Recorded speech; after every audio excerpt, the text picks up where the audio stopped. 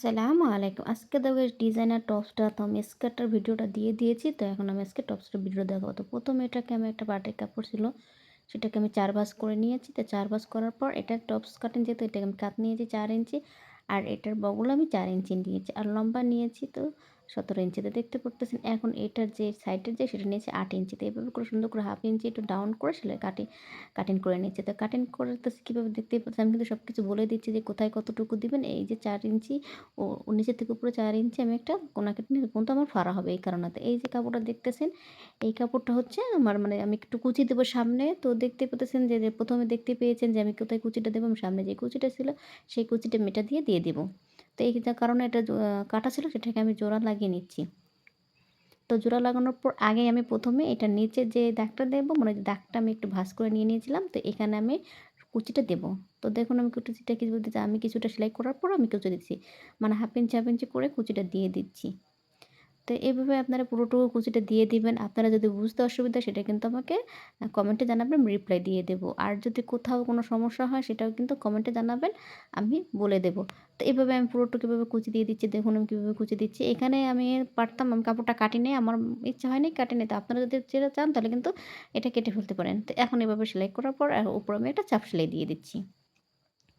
চাপ সেলাই দেওয়ার কারণে এখানে মানে সেলাইটা সুন্দর করে মানে যে কুচিটা দিয়েছি সেটা সুন্দর করে বসবে। তো চাপ সেলাই দেওয়া হয়ে গেল। এখন আমি এটার উপরে একটা লেস দিয়ে দেবো। মানে সৌন্দর্য করার জন্য এখানে আমি লেসটা দিয়ে দিচ্ছি। এই টপসটার কিন্তু আমি লেসটা দিয়েছি। তো এটা পুরা অনেক ভাইরাল হইছে। তো এই কারণে আপনাদের মানে আপনারা দেখতে চাইছেন এই কারণে আমি ভিডিওটা আমি আপলোড করতেছি। তো এখানে আমি পুরোটুকু দেখুন লেসটা বসানো হয়ে গেল। এখন আমি যে গলার যে কাপড়টা দেবো সেখানে আমি বসিয়ে নিয়েছি। এটা আমি মানে আমি আলাদা করে বক্রম দেবো না, এটাকে আমি আলাদা করে কাপড় দিয়ে সেলাই করে নেব। তো এটা দেখুন আমি কীভাবে সেলাই করছি। আর ১.৫ ইঞ্চি কাপড় রেখে এটাকে আমি সেলাই করে কেটে নিলাম। তো কেটে নেওয়ার পর এখন সাইডের যে একটু কাপড় ছিল সেটাকে আমি ছোট একটু চিকন করে পাইপিনের মতো করে এটাকে আমি সেলাই করে নিচ্ছি।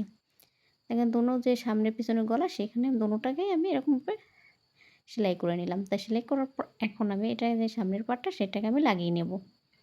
তো লাগিয়ে নেওয়ার পর এখন সেলাই করে নিচ্ছি। সেলাই করার পর কোনা করে কেটে এখানে একটু উল্টিয়ে একটা চাপ সেলাই দিয়ে দেবো। তো দেখতেই পাচ্ছেন আমি কীভাবে চাপ সেলাই দিচ্ছি।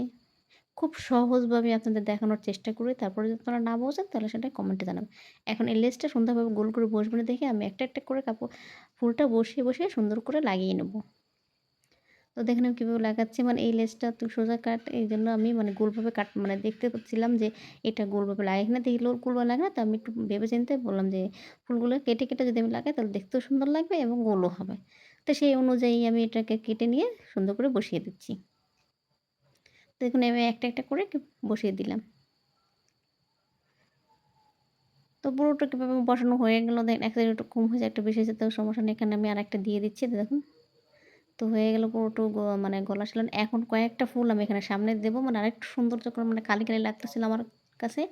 এইখানে এই কারণে আমি কিছুটা ফুল দিয়ে দেবো। তো ফুলগুলো আমি কেটে নিচ্ছিলাম। তো কেটে নেওয়ার পর এখন এর উপর দিয়ে আমি একটু সেলাই করে নেব। সেলাই যদি না করে দেখা যায় আমার মানে যে ঘামটা সেটা আমার পছন্দ না, এজন্য আমি দেই না। তাই আমি প্রত্যেকটা যেখানে আমার ঘাম দরকার সেখানে আমি মানে যে আটাটা সেই আটাটা আমি না দিয়ে এখানে আমি সেলাই করে দেই। তো এভাবে আমি পুরোটুকু সেলাই করে দিয়েছি না মানে কাচলেও জানে না ছুটে যায় এই কারণে। তো এভাবে আমি পুরোটুকু মানে যে কয়টা দেবো তো সেই কয়টায় আমি সেলাই করে নিচ্ছিলাম। দেখুন কিভাবে আমি একটু চাপ সাথে সেলাই করে দিচ্ছিলাম। তো পিছনে যে সুতাগুলো ছিল সেটা আমি কেটে নিলাম। তো কেটে নেওয়ার পর সুন্দর করে হয়ে গেল দেখুন। কত সুন্দর হয়ে গেছে মাশাআল্লাহ। দেখতেও ভালো লাগে। মানে একটা জিনিস যেটা যদি সুন্দর হয় দেখতে সেটা দেখতেও কিন্তু ভালো লাগে আর পড়লেও কিন্তু মাশাআল্লাহ সুন্দর লাগে। তো এখন যে পিছনের সাইডটা সেটা আমি চেন লাগাবো। তো আমি কিন্তু আলাদা করে পট্টির কাপড় লাগাচ্ছি। এটা আমি একসাথে চেনের কাপড় দিয়ে আমি লাগিয়ে নেব। তো দেখুন কিভাবে লাগছে মানে আপনারা যদি এভাবে চেন লাগান তা দেখতেও সুন্দর লাগবে। আলাদা কোনো ঝামেলার দরকার নেই। আলাদা কোনো কাপড়ও লাগবে না। তো এভাবে আমি চেনটা বসিয়ে দিচ্ছি। দেন এখন যে কাপড় আমি একটু আ সাইডে রেখে তারপরে এখানে আমি একটু সেলাই করে নিচ্ছি। মানে ভিতরে দিয়ে। দেখুন পুরোটুকু এভাবে আমি সেলাই করে নিচ্ছি। দেখুন কীভাবে আমি সুন্দরভাবে খুব ইজিভাবে চেনটা লাগিয়ে নিচ্ছি। তাহলে চেনটা লাগানো হয়ে গেল। এই দেখুন কত সুন্দর হয়েছে। কোনো কি জানি কোনো সমস্যা নেই। তো এখন যে পিছনের যে গলার কাপড়টা সেটাকে আমি আগে কেটে নেব। দেখুন ২ ইঞ্চি নিয়েছি, এখানেও ১.৫ ইঞ্চি নিয়েছি। যেহেতু আমি এখানে হাফ ইঞ্চি আমার চলে গেছে নিচে এজন্য আমি এখানে ১.৫ ইঞ্চি নিয়েছি। তো এখানে আমি কিছুটা সেলাই করার পর দেখুন আমি কীভাবে লাগাচ্ছি সবকিছু বলে দেওয়া যায় না। একটু দেখলেও অনেক কিছু বোঝা যায়। তো দেখে একটু যদি না বোঝেন সেটা কিন্তু কমেন্টে জানাবেন। তো এভাবে আমি সুন্দর করে পুরোটুকু এভাবে সেলাই করে নিয়ে উল্টিয়ে চাপ সেলাই দিচ্ছি। তো ২ টা আমি চাপ সেলাই দিয়ে দিচ্ছি। তো দেখুন আমি দোনো সাইডে লাগিয়ে নিয়েছিলাম। তো দেখুন হয়ে গেলো সুন্দর করে চেন লাগানো কত সুন্দর করে। তো এখন আমার যে কাটটা জয়েন করবো, যে এই কাটটা আমি ২ টা দোনোটা আমি কাট জয়েন করে নিচ্ছি ডবল করে সেলাই করে। তো দেখুন এভাবে সেলাই করার পর আমি একটু কোনা কেটে দিচ্ছি যেন না মুচকে যায়। এখন আমি হাতাটা কাটবো। হাতার আমি চড়া নিয়েছি ৭ ইঞ্চি আর ডাউন নিয়েছি ১.৫ ইঞ্চি। মানে এর যদি একটু বেশি নেন তাহলে কি হয় মানে কুচিটা বেশি পড়ে। তো আপনার যে অনুযায়ী নিবেন সেই অনুযায়ী আপনারা মানে কাপড়টা নিয়ে নেবেন। তো আমার যতটুকু দরকার ছিল আমি ততটুকু কুচি নিয়ে নিয়েছি। তো এখন আমি এবার সুন্দর করে হাফ ইঞ্চি করে কুচিটা দিয়ে দিচ্ছি। তো এটা কিন্তু ঘটি হাতা বলে, অনেকে কলসি হাতা বলে, অনেকে ঘটি হাতা বলে। তো যেটাকে আপনারা কি বলেন সেটা কিন্তু কমেন্টে জানাবেন। তো এভাবে পুরোটুকু আমি কুচি দেওয়ার পর এখন এটার উপরে একটা চাপ সেলাই দিয়ে দিচ্ছি। চাপ সেলাই দেওয়ার পর হাতের যে নিচেরটা মুহুরিটা সেখানে আমি এক সামনের দিকে কয়েকটা সেলাই দিচ্ছি আর পেছনের দিকে কয়েকটা সেলাই দিচ্ছি। সেলাই দেওয়ার পর এখন এটাকে আমি সৌন্দর্য করার জন্য এখানে আমি লেস দিয়ে দেব। তো দেখুন লেসটা দেওয়ার পর মানে সৌন্দর্য আরো বেড়ে গেছে। এখন নিচের যে সেলাইটা, সেই সেলাইটা আমি সুন্দর করে চিকন করে সেলাই করে নিচ্ছি। তো দেখুন আমি পুরোটাকে এভাবে সেলাই করে চিকন করে নিচ্ছি। তো এই সেলাই করার পর এখন আমার হাতের ২ সাইডের যে সেলাইটা, সেই সেলাইটা আমি দিয়ে দিচ্ছি। তো দেখুন এভাবে আমি সেলাই দিয়ে দিচ্ছি। মানে এক সাইডে আমি আগে দিয়েছি, পরে আমি আরেক সাইডে দিছি। তো এভাবে আমি পুরোটুকু সেলাই দেওয়ার পর এখন আমি বডি মাপটা নিচ্ছিলাম যে কতটুকু দেবো। তো এর জন্য আমি আরেকটা সেলাই দিয়ে দিচ্ছি। তো সেলাই দেওয়ার পর এখন যে সাইডের যে ফাড়াটা থাকে মানে আমার কামিজে যেরকম ফাড়াটা দেই, সেই ফাড়াটা এখানে দিচ্ছিলাম। তো সেই ফাড়াটা এখন আমি এখানে সেলাই করে নেব।